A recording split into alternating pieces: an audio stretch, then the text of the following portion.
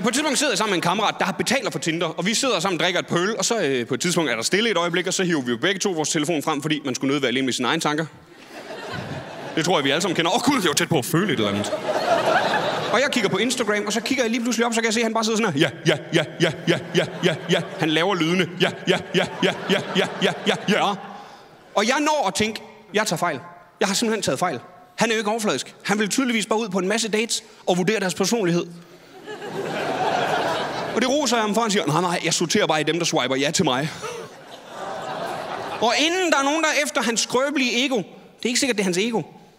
Det kan også være, at han kender sine egne standarder.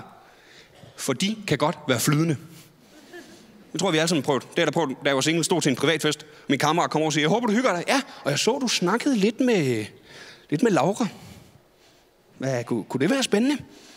Nej, det tror jeg sgu ikke. Altså, hun virker super sød, men hun er ikke lige min type. Men hun virker super sød. Nå, hun har ellers sagt, hun synes, du er lækker. Nå. Så kan det godt være, at Laura er min type alligevel. Min type er tilgængelig. Tusind tak, fordi jeg må optræde for jer.